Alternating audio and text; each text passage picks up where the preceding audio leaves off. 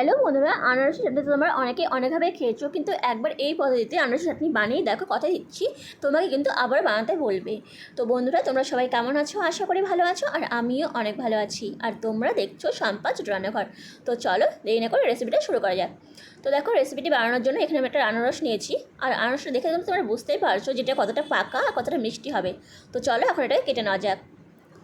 তো দেখো, আনারসটাকে আমি কেটে নিয়েছি, খোসা ছাড়িয়ে নিয়েছি, আর এর মধ্যে যে একটা কাটা জাতীয় জিনিস থাকে সেটাকে আমি বের করে দিয়েছি ভালো করে, পরিষ্কার করে নিয়ে এখন দেখো আনারসটাকে আমি ছোটো ছোটো করে কেটে নেব।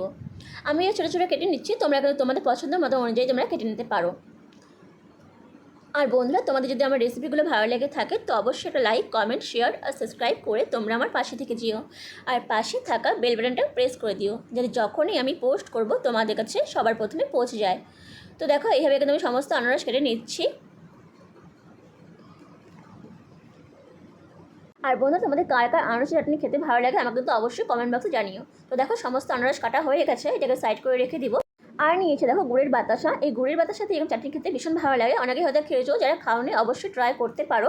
আর দেখো, চাটনির মধ্যে আমি দেবো একটা লেবু, যেহেতু আনারসটা একটু মিষ্টি, তাই কিন্তু লেবু দিলে কিন্তু টক ঝাল মিষ্টি একটা আচার হয়ে যাবে, খেতে কিন্তু ভীষণ ভালো লাগবে। আর নিচে একটা ফ্রাই প্যান, দেখো আমি দিচ্ছি সামান্য পরিমাণে সর্ষের তেল। চাটনিটা কিন্তু তেলের পরিমাণটা একদমই কম দিতে হবে। তো দেখো, তেলটা দেওয়া হয়ে গেছে, এখন তেলটাকে একটু ভালো করে আমি গরম করে নিচ্ছি। তো দেখো, তেলটা কিন্তু গরম হয়ে গেছে, এখন আমি ফোড়নে দেবো একটা শুকনো লঙ্কা। একটা শুকনো লঙ্কাটা মাঝখানে টুকরো করে দিয়ে আমি খুব ভালো করে ভেজে নেব একটু।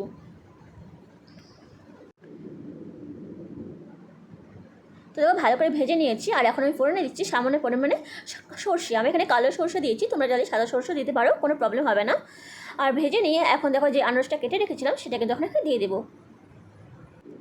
তো দেখো, সমস্ত আনারস আমি দিয়ে দিয়েছি। দেওয়ার পরে এখন একটু ভালো হালকা আমি একটু ভেজে নেব। তো দেখো, আনারসটা দেওয়ার পরে কিন্তু আমি 1 থেকে 2 মিনিট আমি খুব ভালো করে একটু হালকা একটু নেড়ে চেড়ে নেব। আর এখন দেখো, এখানে দেবো আমি সামান্য পরিমাণে হলুদ গুঁড়ো,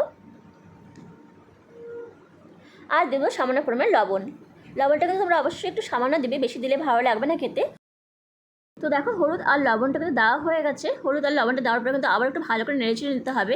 প্রায় কিন্তু আমি 1 থেকে 2 মিনিট একটু ভালো করে ভেজে নেব।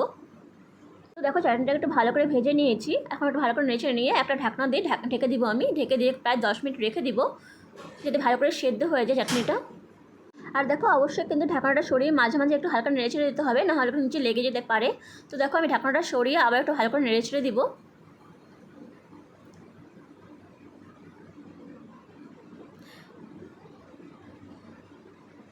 নেড়ে ছেড়ে দিয়ে কিন্তু দেখো, আমি কিন্তু আবার ঢাকনা দিয়ে ঢেকে দিব। ঢেকে দিয়ে আবার একটু সেদ্ধ হতে দিব। তো দেখো, আবার কিন্তু ফিরে আসলাম, আর এখন কিন্তু পুরোপুরি সেদ্ধ হয়ে গেছে আনারসটা। এখন একটা হালকা নেড়ে ছেড়ে নিব। আর দেখো, একটু হালকা একটু মানে খুন্তির সাহায্যে একটু নেড়ে চেড়ে দিতে হবে, একটু গালা গালা করে দিতে হবে, তাহলে কিন্তু খেতে ভালো লাগবে চাটনিটা।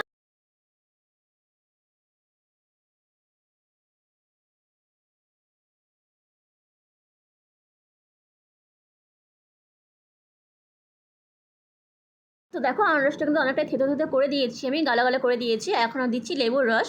লেবুর রস দিলে কিন্তু চাটনিটা কিন্তু অনেকটাই কিন্তু টক ঝাল মিষ্টি হবে, কিন্তু খেতে বেশ ভালো লাগবে। তো দেখো, যতটা লেবুর রস ছিল আমি কিন্তু এখানে চিপে চিপে দিয়ে দিচ্ছি। দেখো, লেবুর রস দেওয়া হয়ে গেছে, এখন একটু ভালো করে নেড়ে চেড়ে দিব আবারও আমি।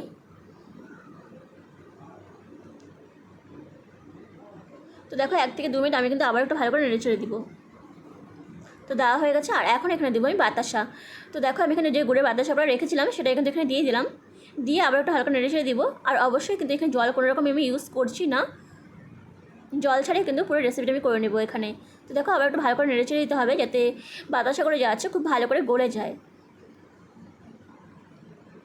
তো দেখো, বাতাসা করে দেওয়ার পর কিন্তু আমি খুব ভালো করে নেড়ে ছেড়ে দিচ্ছি, যাতে বাতাসাগুলো অনেকটাই ভালো করে গলে যায়।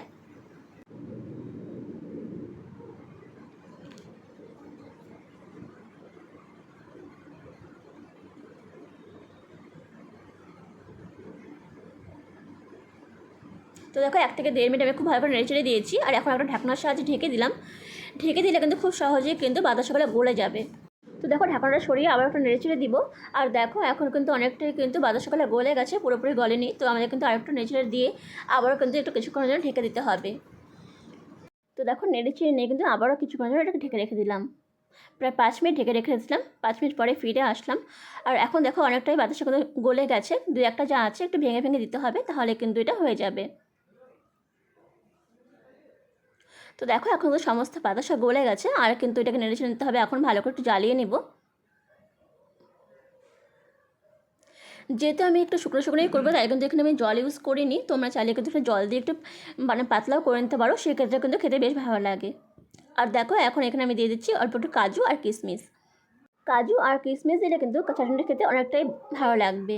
তো দেখো কাজু আর কিশমিশ দিয়ে দিয়েছি। এখন একটু ভালো করে আমরা নেড়েচেড়ে নেব। নেড়েচেড়ে নিয়ে কিছুক্ষণ জ্বালিয়ে নিলে কিন্তু চাটনিটা আমাদের রেডি হয়ে যাবে।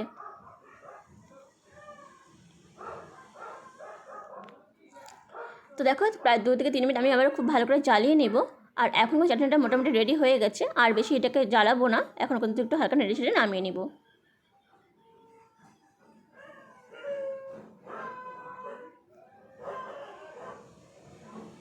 তো দেখো তৈরি হয়ে গেছে আনারস চাটনির রেসিপি। দেখতে কিন্তু বেশ ভালো লাগছে, আর খেতেও কিন্তু ভীষণ ভালো হয়েছিল বন্ধুরা।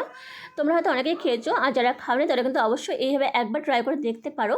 আশা করি তোমাদেরও অনেক ভালো লাগবে। তো বন্ধুরা রেসিপিটা কেমন লাগলো অবশ্যই জানাবে। আর যদি ভালো লেগে থাকে তো প্লিজ লাইক, কমেন্ট, শেয়ার আর সাবস্ক্রাইব করে তোমরা আমার পাশে থেকে যেও। আর পাশে থাকা বেল বাটনটা প্রেস করে দিও, যাতে যখনই আমি পোস্ট করব তোমাদের কাছে সবার প্রথমে পৌঁছে যায়।